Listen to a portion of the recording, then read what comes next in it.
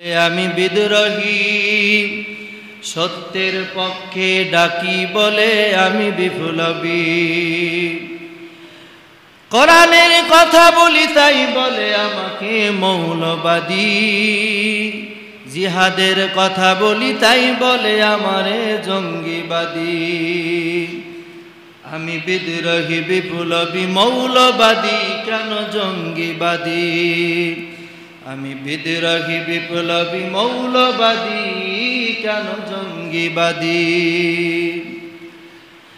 জন্মের পরে কানে আজান কি দেয়নি তুমি মৌলবাদী ছাড়া হওনি জন্মের পরে কানে আজান কি দেয়নি তুমি মৌলবাদী ছাড়া হওনি তবে মরণের পরে জানাজা পড়াবে তবে মরণের পরে জানাজা পড়াবে তখন কোথায় পালিয়ে যাবি বিদ্রোহী বিপ্লবী মৌলবাদী কেন জঙ্গিবাদী বিদ্রোহী বিপ্লবী মৌলবাদী কেন জঙ্গিবাদী কোরআন হাদিস কেন মানো না শরীয়তের ধারণা তবে দ্বীন ইসলামের কথা বলি তাই বলে আমি হয়েছি রাজাকার আমি বিদ্রোহী বিপ্লবী মৌলবাদী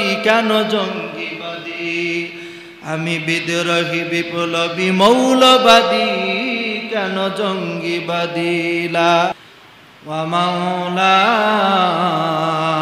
মুহাম্মাদান আবদুহু ওয়া রাসূলুহু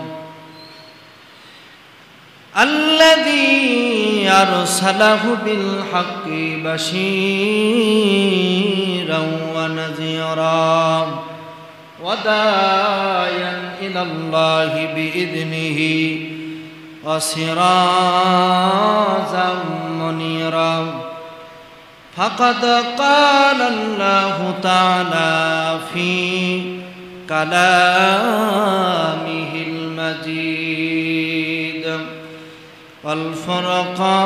والفرقانه الحميد أعوذ بالله من الشيطان الرجيم بسم الله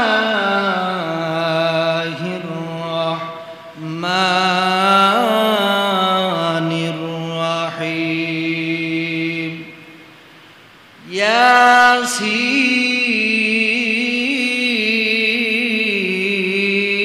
ياسين والقرآن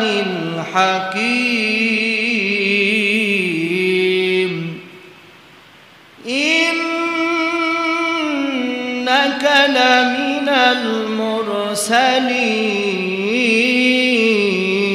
المرسلين على صراط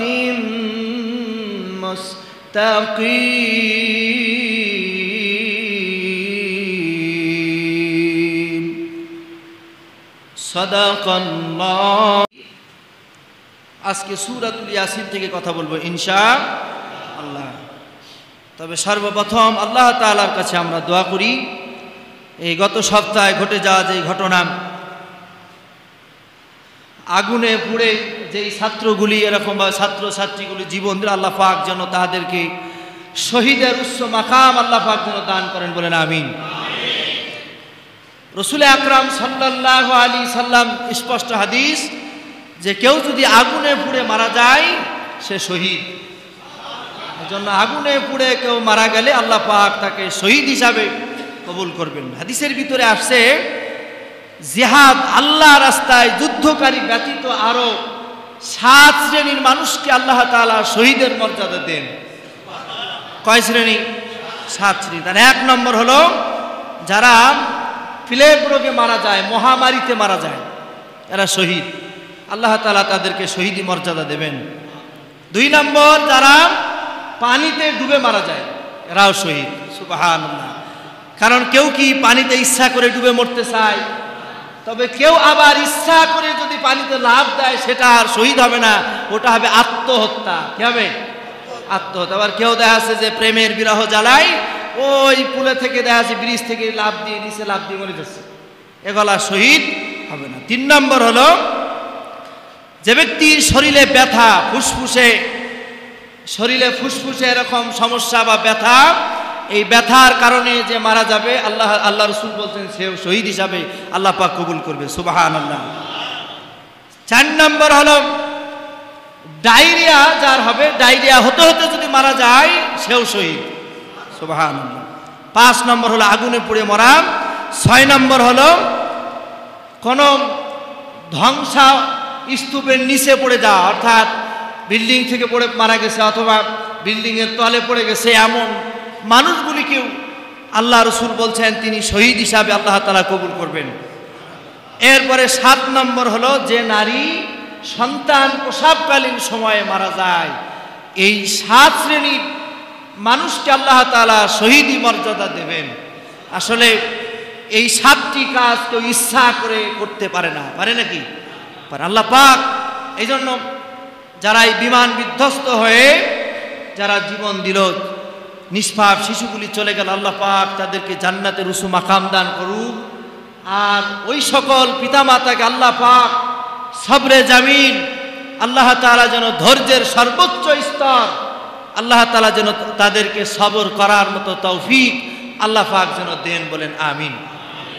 এই দৃশ্যগুলি যারা দেখেছেন তারা বুঝেছেন যে আসলে করুণ একটি দৃশ্য। মোবাইলে ওই দিন রাত্রে মোবাইলে এগুলি দেখে রাতের বেলায় পেট পুরে খানা খাওয়া যায় নাই। মানে মানসিকভাবে আপনি আপনার জায়গা থেকে যদি চিন্তা করেন, আপনার ছেলে অথবা আপনার মেয়ে যদি এভাবে করে মারা যায় তাহলে আপনার কি মনে হবে? এজন্য আল্লাহ পাক যেন এই সকল বিপদ আপদ থেকে আমার এই ছোট্ট একটি ভূখণ্ড বাংলাদেশকে আল্লাহ পাক যেন হেফাজত করেন, বলেন আমিন। আজকে আলোচনা করব পরিচিত সূরা।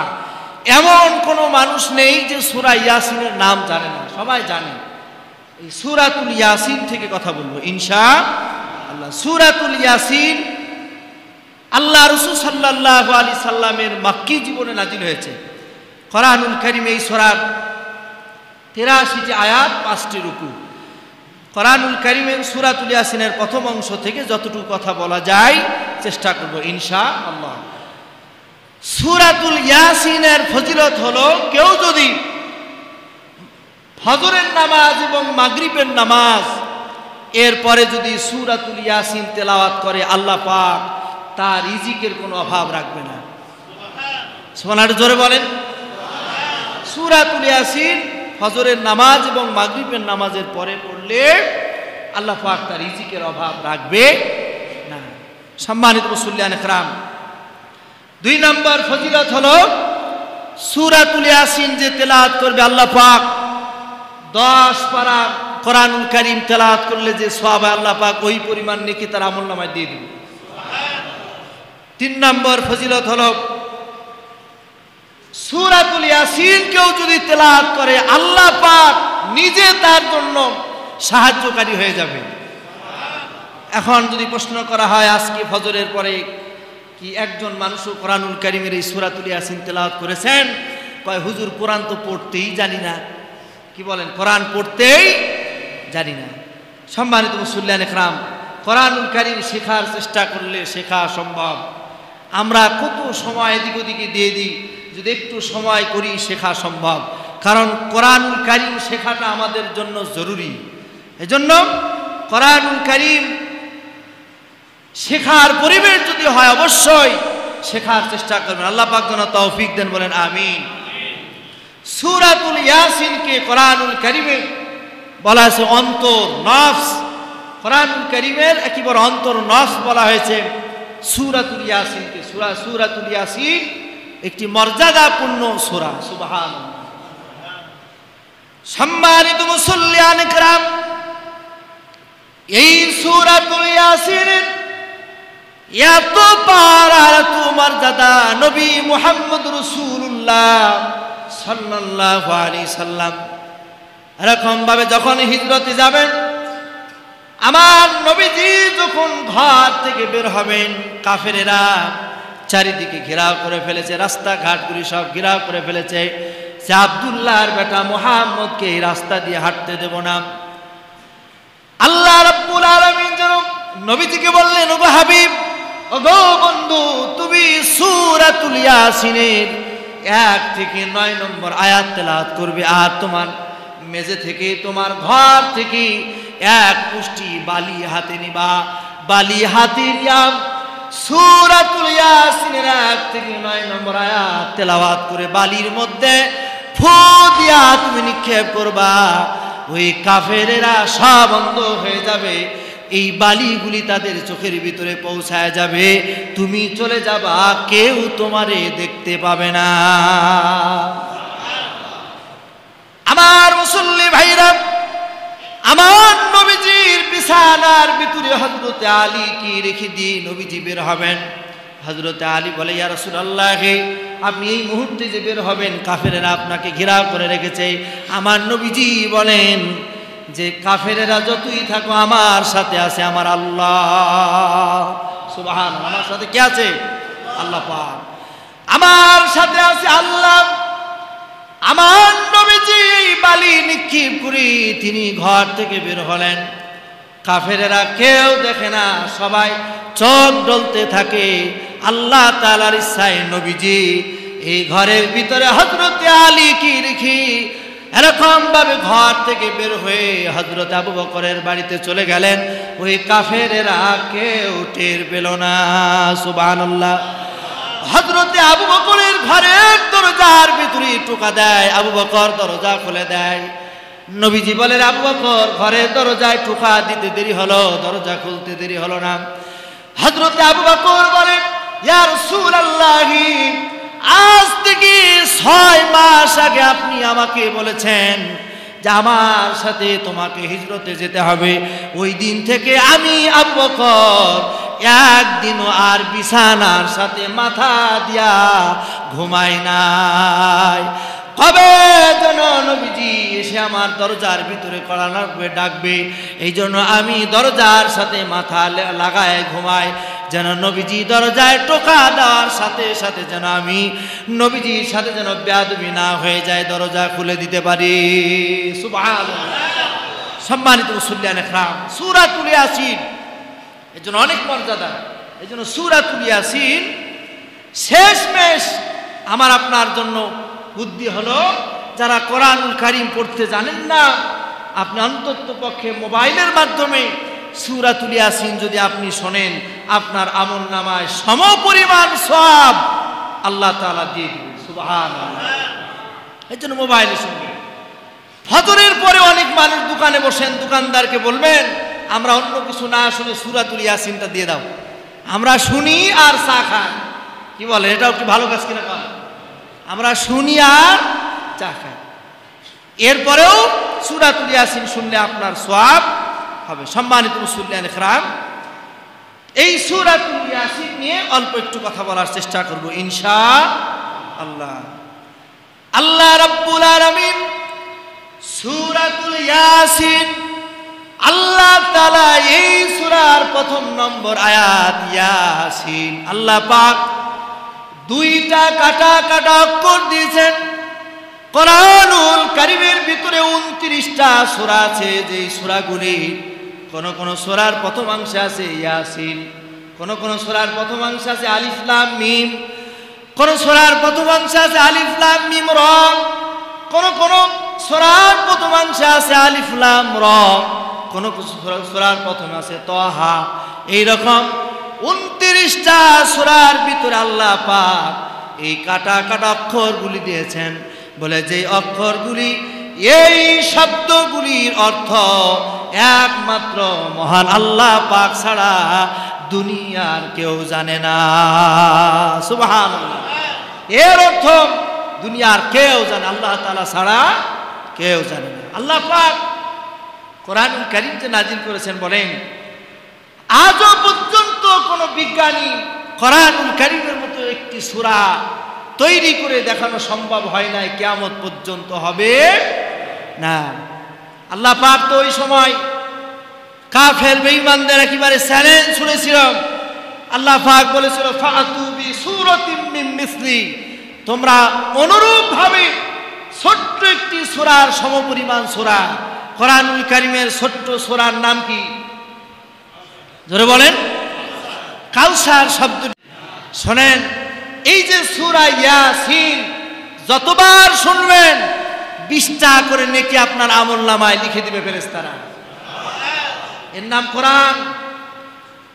তো কাউসার, সূরাতুল কাউসার কাবার দেওয়ালে লিখে দেওয়া হয়। কাফের বেঈমান ওই সময় যারা এরকম ভাবে বড় বড় জ্ঞানী ছিল তাদেরকে বলা হলো তোমরা যদি সত্যবাদী হও তাহলে এই সূরাতুল কাউসারের সমপরিমাণ একটি ছোট্ট সূরা তোমরা তৈরি করে দেখাও। তারা মোটেও সূরাতুল কাউসারের সমপরিমাণ ছোট্ট একটি সূরা তারা তৈরি করে দেখাতে পারে নাই। সুবহানাল্লাহ। এটা কোরআনুল কারীমের জিন্দা মুজিজা, কিয়ামত পর্যন্ত কেউ পারবে না। আল্লাহ পাক ওই কোরআন আমাদেরকে দিয়েছে, আমরা খুশি না বেজার? কেমন খুশি হইলাম, কি খুশি! কোরআন শুধুমাত্র নামাজের মধ্যে রাখতে চায়, কিন্তু সামাজিক, রাষ্ট্রীয়, পারিবারিক সব জায়গায় যে কোরআনুল কারীম রাখা দরকার এটা আমরা বুঝতে চাই না। কথা কান ঠিক কিনা বলেন? এই জন্য কোরআনুল কারীম আমাদেরকে বুঝতে হবে। আল্লাহ পাক বললেন, তিনি শপথ করে বলছেন যে ওয়াল কোরআনিল হাকিম, প্রজ্ঞাময় কোরআনের শপথ। আল্লাহ পাক কোরআনুল কারীমের শপথ করে বলছেন আল্লাহ রাসূলকে উদ্দেশ্য করে। সুবহানাল্লাহ। কথাটি আল্লাহ রাব্বুল আলামিন বলছেন ইন্নাকা লামিনাল মুরসালিন।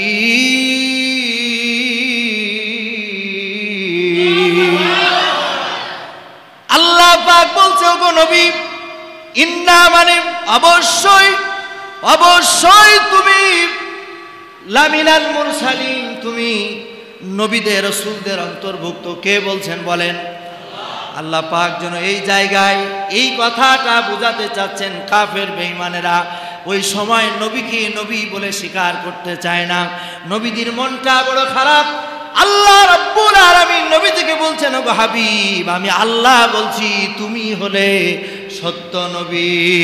সুবহানাল্লাহ। আল্লাহ পাক বলছে অবশ্যই আপনি রাসূলের অন্তর্ভুক্ত। বলেন পৃথিবীর মানুষ যদি বলে যেরকম ভাবে নবীকে আমরা মানি না, বলেন আল্লাহ রাসূলের কোনো যায় আসে নাই, কারণ আল্লাহ পাক তিনি বলছেন যখন নবী তুমি হলেন রাসূলের অন্তর্ভুক্ত। সুবহানাল্লাহ। শুধুমাত্র রাসূলের অন্তর্ভুক্ত তাই নয়, আল্লাহ রাব্বুল আলামিন বলেন আলা সিরাতিম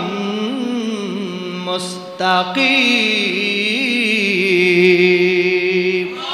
আল্লাহ পাক বলছেন তুমি সরল পথে প্রতিষ্ঠিত। অর্থাৎ আল্লাহ পাক বলছে তুমি তো নবী, আবার তুমি যে পথে আসো ওইটাই সত্য পথ।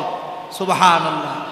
তাহলে আল্লাহ রাসূলের এই সত্য পথে আমাদের থাকা দরকার আছে না নাই? আছে। এটাই তো আমরা বুঝলাম না। এই জন্য রাসূলের পথে রাসূলের পথেই থাকতে হবে। রাসূল আকরাম সাল্লাল্লাহু আলাইহি সাল্লাম যেই পথে আমাদেরকে চলতে নির্দেশ দিয়েছেন ওই পথে চলতে হবে। ইহদিনাস সিরাতাল মুস্তাকিম। নামাজের ভিতরে বলি যে আল্লাহ তুমি আমাকে সঠিক সরল সঠিক পথ দেখাও। নামাজ থেকে যখন বের হয়ে যায় তখন মানুষের তৈরি করা ধর্মনিরপেক্ষ মতবাদের পিছনে আমরা ছুটি। কথা বলেন না কেন? ঠিক কিনা বলেন? এই জন্য নামাজের ভাষা নামাজের বাইরের ভাষা এক হওয়া দরকার। আল্লাহ রাব্বুল আলামিনের পরে বললেন ওগো হাবিব তানজিলাল আজিজির রাহিম লিতুনজিরা কওমান মা উনজিরা আবাউহুম ফাহুম গাফিলুন। আল্লাহ রাব্বুল আলামিন বলেন ওগো নবী কোরআন অবতীর্ণ করেছি আমি আল্লাহ পাক, আমি রবের পক্ষ থেকে, যাতে করে তুমি সতর্ক করতে পারো এমন এক জাতিকে যেই জাতিগুলি গাফেল, যেই জাতিগুলো গাফেল, দিন বোঝে না, দিন সম্পর্কে জানে না, ওগো হাবিব তুমি যেন মানুষদেরকে সতর্ক করতে পারো। আল্লাহ পাক বুঝাতে চাইলেন, ওগো নবী তোমাকে যে আমি কোরআনুল কারীম দিলাম এবং সত্য পথে যে রাখলাম, যাতে করে তুমি মানুষ গাফেল মানুষগুলিকে দ্বীনের লাইনে, দ্বীনের পথে নিতে পারো। বলি সুবহানাল্লাহ। এজন্য আল্লাহ রাসূল সাল্লাল্লাহু আলাইহি সাল্লাম ওই মক্কার মানুষগুলিকে ওই সময় কালিমার দাওয়াত দিয়ে তাওহীদের দিকে ডেকেছে। বরং ওই সময় কাফের বেঈমানরা যারা রাসূলকে মানে নাই, তারা নবীজিকে বলেছেন পাগল, নবীজিকে বলেছেন জাদুকর, নবীজিকে বলেছেন গণক। এখনো এমন মানুষ আছে যারা বলে হুজুরেরা বলার শুধু বলবে, ও মানার প্রয়োজন নাই। কি বলেন, আছে না নাই? জাহান্নামের কথা বললে এক শ্রেণীর মানুষ বলেন হুজুরেরা শুধু ভয় দেখায় জাহান্নামে, ঠিক কি না? কিন্তু আল্লাহ পাক কোরআনুল কারীমে যা বলেছেন সত্য বলেছেন। সুবহানাল্লাহ। আল্লাহ রাব্বুল আলামিন আরো বলেন, লাকাদ হাক্কাল কাউলু আলা আকসারিহিম ফাহুম লা ইউমিনুন। আল্লাহ রাব্বুল আলামিন বলেন, ওগো নবী তাদের অধিকাংশ যেই মানুষগুলিকে তুমি ঈমান আনার কথা বলবে, তারা অধিকাংশ মানুষই তারা ঈমান আনবে না, ঈমানের পথে আসবে না। আল্লাহ পাক বলেন, ইন্না জাআলনা ফি আনাকিহিম আগলালান ফাহিয়া ইলাল আসকান। কারণ আমি আল্লাহ পাক তাদের গলার মধ্যে বেড়ি পরা রেখেছি, তারা শোনে না, কান আছে কিন্তু শোনে না। ওয়া জাআলনা মিন বাইনি আইদিহিম ওয়া মিন খালফিহিম। আল্লাহ বলছে তাদের সম্মুখে আমি প্রাচীর দিয়ে দিয়েছি, প্রাচীর, আর এই প্রাচীর থাকার কারণে তারা সঠিক পথ দেখে না। আল্লাহ তাআলা বোঝাতে চাইলেন এমন কিছু মানুষ আছে যারা বলে এরকম ভাবে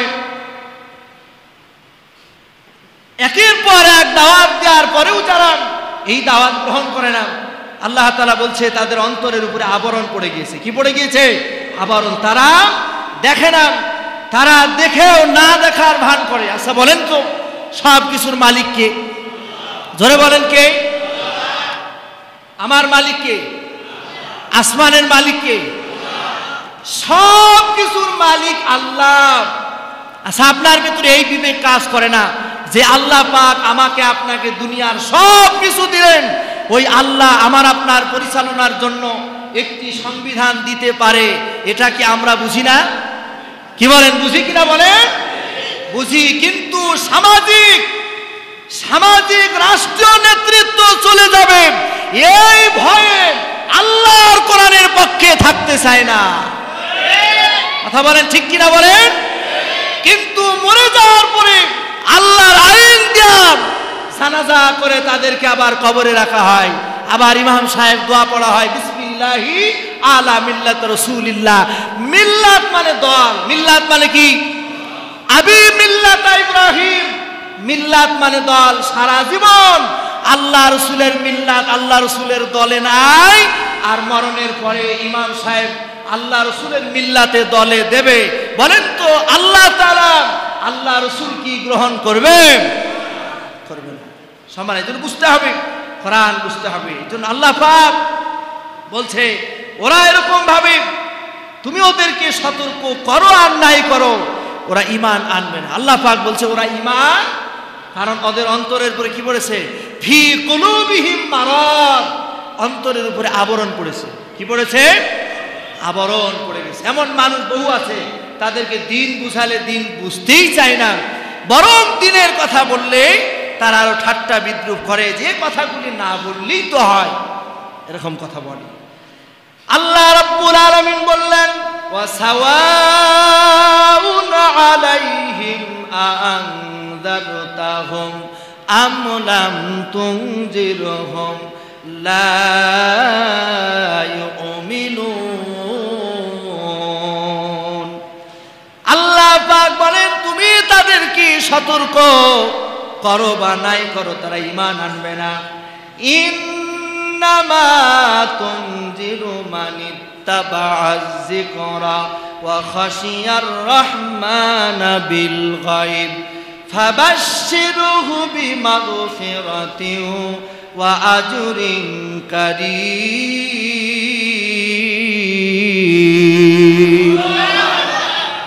আল্লাহ পাক বলেন তুমি শুধু তাদেরকে সতর্ক করবে এই উপদেশ মেনে চলার জন্য, না দেখে আল্লাহ পাককে যেন ভয় করে তারা, তুমি শুধু সতর্ক করবেন, তুমি শুধু মানুষকে বলবে। আল্লাহ পাক বললেন খশিয়া রহমান বিল গায়ব, আমার অদৃশ্য সম্পর্কে মানুষ কি বলবে? আল্লাহর অদৃশ্য মানে আল্লাহকে তো চোখে দেখা যায় না, যায় নাকি বলেন? আল্লাহ তাআলাকে চোখে দেখা যায় না, জান্নাত দেখলাম না, জাহান্নাম দেখলাম না, আল্লাহ তাআলাকে না দেখি আল্লাহ পাক বলছেন ওগো নবী তুমি আমার অদৃশ্যের প্রতি অদৃশ্য যেন বোঝে এই বিষয়ে তুমি দাওয়াত দেবে আর তাদেরকে সুসংবাদ দেবে। তারা যদি মেনে নেয়, তারা যদি ঈমান আনে, তোমার কথাগুলি যদি শোনে, আল্লাহ পাক বলছেন ফাবাশশিরহু বিমাগফিরাত, আমি আল্লাহ পাক মাগফিরাত মানে তাদেরকে ক্ষমা করে দেব। আল্লাহ পাক বলছেন ওয়া আজরান কারীম, এবং তাদেরকে আমি মহা পুরস্কার দেব, আর আল্লাহর পুরস্কার হলো জান্নাত। আল্লাহর পুরস্কার কি? জান্নাত। আল্লাহ পাক বলছেন ওরা যদি মেনে নেয় আমি আল্লাহ পাক। তাই তো হয়েছে, আল্লাহ রাসূল যখন দাওয়াত দিয়েছেন যারা কালিমা গ্রহণ করেছে আল্লাহর জান্নাতি হয়ে গেছে, সুবহানাল্লাহ। হযরতে ওমরের মতো মানুষ রাসূলের গর্দান নিতে চেয়েছেন, কিন্তু দিন মানার কারণে, দিন বুঝার কারণে আল্লাহ পাক তাকে দুনিয়ায় থাকতে জান্নাতি ঘোষণা করেছেন, সুবহানাল্লাহ। শুধু তাই নয়, অর্ধ জাহান তিনি এরকম ভাবে শাসন করেছেন কোরআন দিয়া, সুবহানাল্লাহ। এই জন্য আল্লাহ বলছেন আমি তাদেরকে সম্মান দেব, সম্মানজনক এবং মহা পুরস্কারের ব্যবস্থা করব। এই জন্য আল্লাহ পাক এরপরে 12 নম্বর আয়াত আল্লাহ পাক বলছেন তারা কি বোঝে না যে তারা মরে যাবে? আসলে আমাদের চিন্তা করে দরকার, তারা কি বোঝে না? ইন্না নাহনু নুহিল মাউতা ওয়া নাকতুবু মা কদ্দামু ওয়া আসারহুম, আল্লাহ বলছে আমি মৃতকে করি জীবিত এবং লিখে রাখি তার সমগ্র কর্মকাণ্ড। আল্লাহ পাক বলছেন আমি এরকম ভাবে মৃত্যু দেব, জীবনের সমস্ত কর্মকাণ্ড লিখে রাখেন কে? কোনো কিছু আপনি রাতের আধারে গোপনে যেখানে যা কিছু করবেন দুনিয়ার কেউ যেটা দেখে না সেটা দেখে কে? আল্লাহ পাক সব দেখে। হয়তো এখন গোপনে গোপনে গোপনে আপনি বিভিন্ন রকম মানুষকে ক্ষতি করতেছেন, ষড়যন্ত্র করতেছেন, দুনিয়ার মানুষের চোখকে ফাঁকি দিতেছেন, কিন্তু আপনি যেই স্থানে দাঁড়িয়ে আছেন ওই স্থানে একদিন আপনার এই কর্মকাণ্ড বের করে দিবে। ওয়াখরাজাতিল আরদু আসকালাহা, এরকম ভাবে জমিন যখন এরকম ভাবে ঝাঁকিয়ে দেবে, যেই জায়গায় দাঁড়িয়ে আপনি অন্যায় করেছেন ওই বহু মানুষ আছে অন্যায় কাজ করে আমরা চোখে দেখি না, এরকম ভাবে জেনা ব্যভিচারে লিপ্ত, দুনিয়ার কেউ জানে না, দুনিয়ার মানুষ সমাজের মানুষ হয়তো ভাবে ওই লোকটি অনেক ভালো মানুষ, কিন্তু আপনি দুনিয়ার ভিতরে হয়তো মানুষের কাছে ভালো থাকতেছেন, কিন্তু মরণের পরে আল্লাহ পাক সব প্রকাশ করে দেবে, বাঁচার কোনো অপশন থাকবে। এজন্য ভয়, ওয়াত্তাকুল্লাহ, কাকে ভয় করতে হবে? আল্লাহ পাক বারবার কোরআনুল কারীমে বলছেন ইয়া আইয়ুহাল্লাযীনা আমানুত্তাকুল্লাহ, তোমরা আল্লাহ তাআলাকে ভয় করো।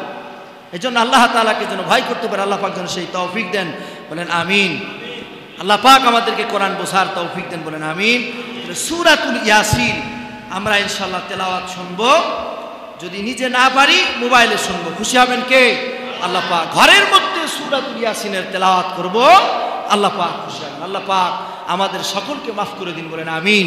সূরাতুল ইয়াসিন কোন মৃত মানুষের জন্য তেলাওয়াত করলে তার মৃত্যুটাকে আল্লাহ তাআলা সহজ করে দেয়, সুবহানাল্লাহ। এজন্য সূরাতুল ইয়াসিন তেলাওয়াত করে আল্লাহ পাক যেন আজকের এই জুমার দিনের বরকতে আল্লাহ পাক যেন আমাদের আপনজনদের কবরগুলিকে মাফ করে দেন, বলেন আমিন। আজকের এই জুমার নামাজে অনেক মানুষ আসতো, যে মানুষগুলি কবরে চলে গেছে, আল্লাহ পাক ওই কবরগুলিকে আল্লাহ তাআলা যেন জান্নাতুল ফেরদাউস বানায় দেন, বলেন আমিন।